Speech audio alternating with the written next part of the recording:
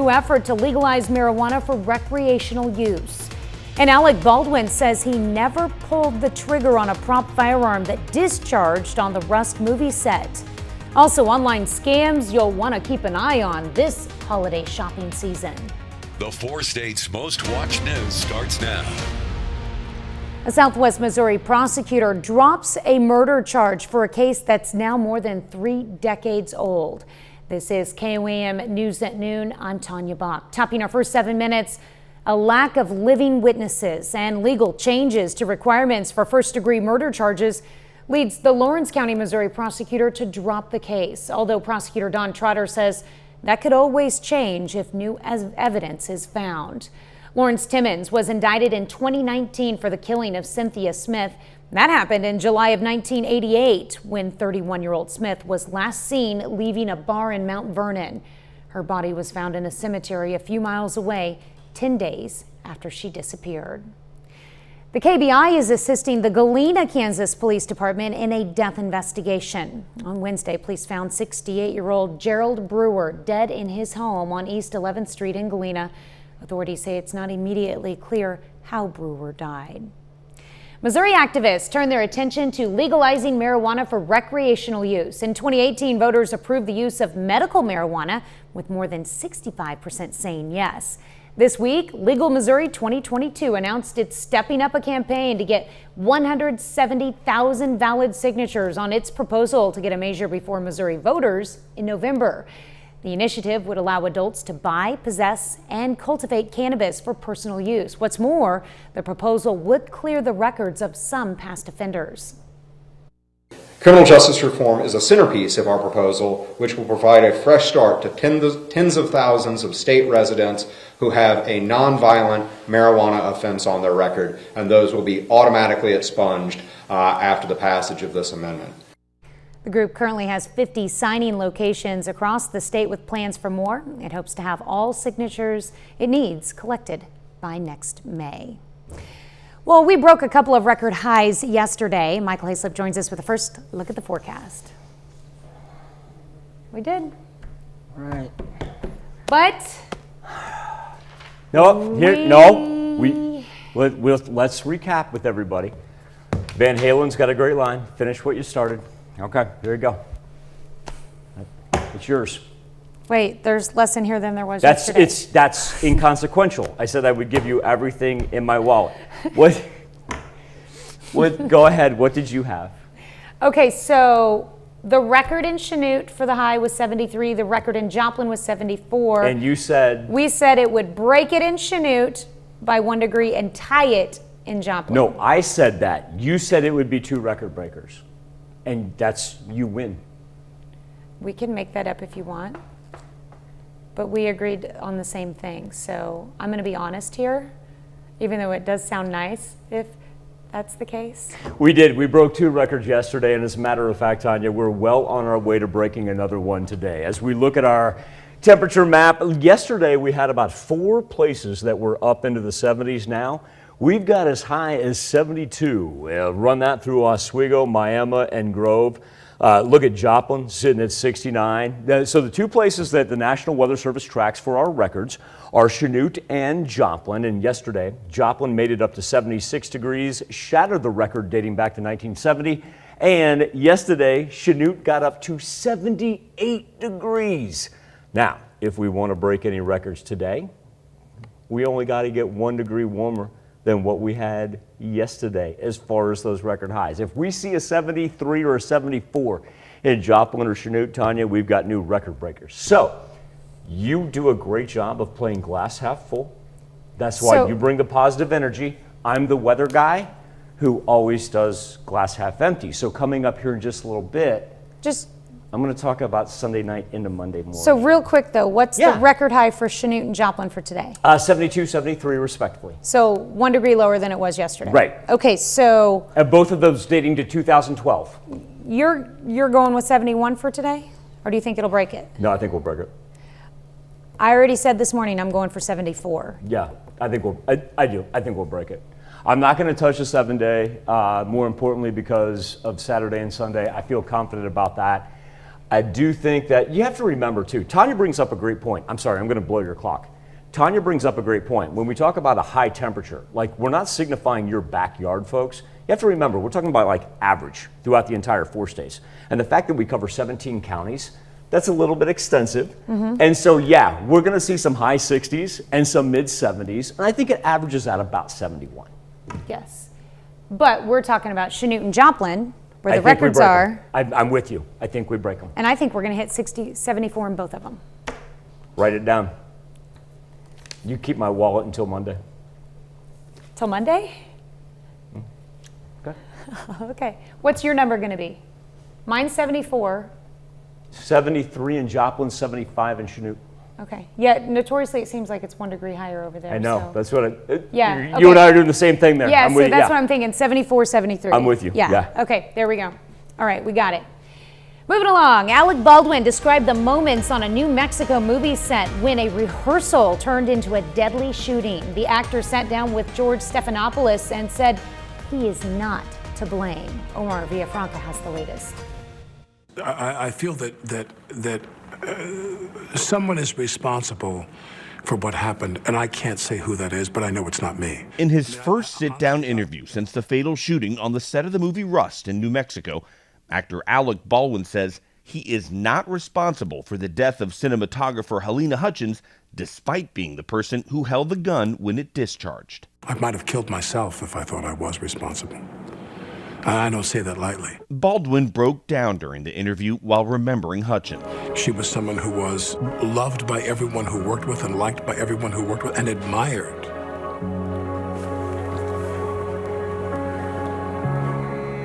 Hutchins was killed, and director Joel Souza was wounded when the .45 caliber prop gun fired a live bullet. The actor says the revolver went off when he and Hutchins were rehearsing. I take the gun and I start to cock the gun. I'm not going to pull the trigger. I said, do you see that? She goes, well, just cheat it down and tilt it down a little bit like that. And I cock the gun. I go, can you see that? Can you see that? Can you see that? And she says, and then I let go of the hammer of the gun and the gun goes off. That's extremely unusual. Veteran movie picture armorer Dutch Merrick says the type of gun Baldwin used is not supposed to discharge like that. So something tells me that this gun, if it operated the way he says, was not functioning according to the way it was designed. Baldwin's assertion that he did not pull the trigger was supported by the film's assistant director, Dave Halls, according to his lawyer. Investigators are looking into how a live round got into the gun that Baldwin was practicing with. Where did that bullet come from? Somebody brought live rounds, plural, onto the set of the film. No criminal charges have been filed. Baldwin said he talked to people in the know who say it is highly unlikely he will be criminally charged. When asked if his career is over, he replied, it could be.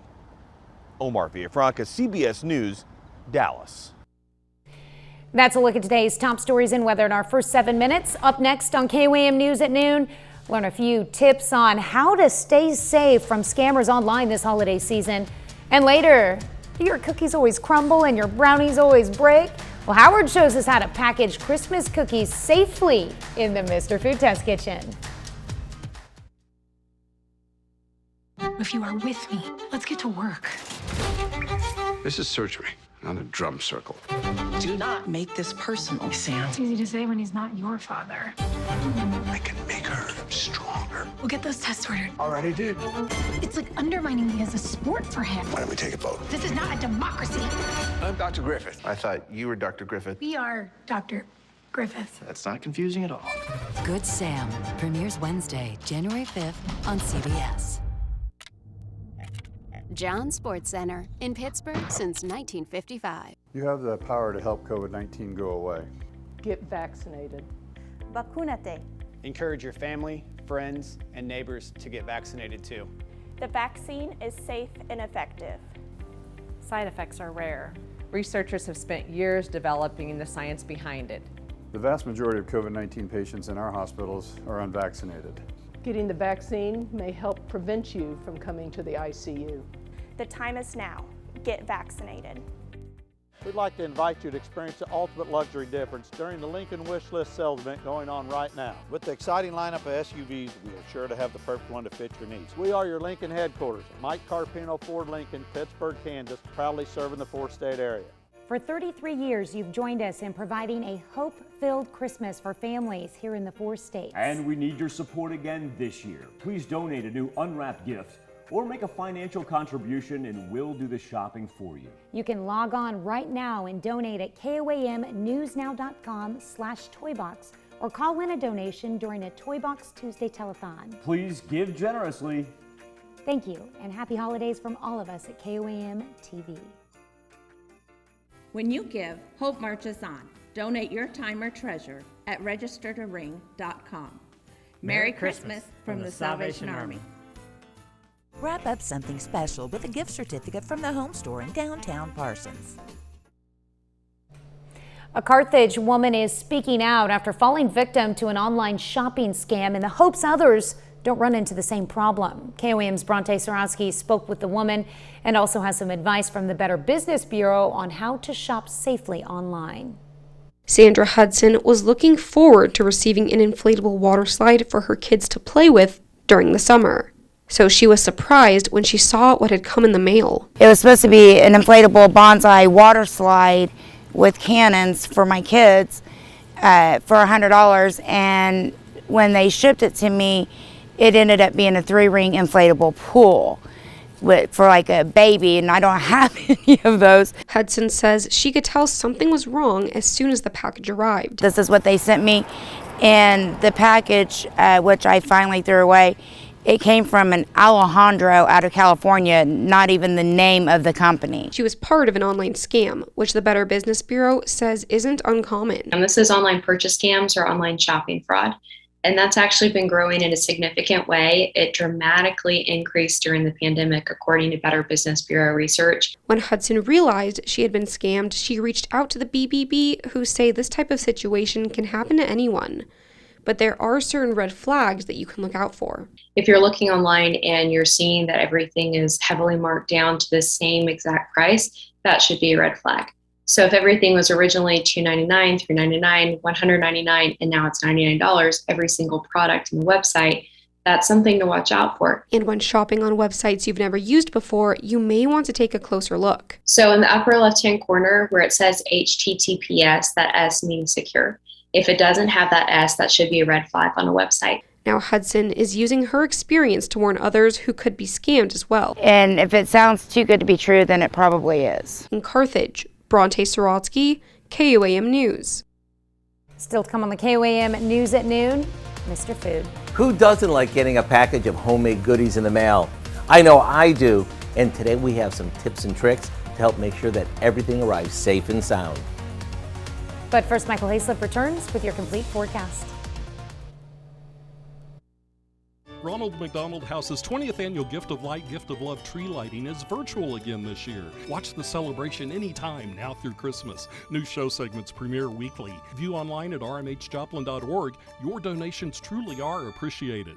Is he the next social media superstar? You said I'm willing to do anything to accomplish my dream. Whatever it takes. Except get a job. That's not an option. Weekdays at 3 on KOAM TV. CDL Electric is actively seeking individuals to join our growing team across the area. We have positions available across all construction trades, including electrical, plumbing, heating and air, and equipment operators. We also have support positions available across our company. Come join a dynamic company with tremendous growth potential. At CDL Electric, we offer very competitive pay and benefits for career-minded professionals. Contact us today at CDL Electric to discuss our opportunities.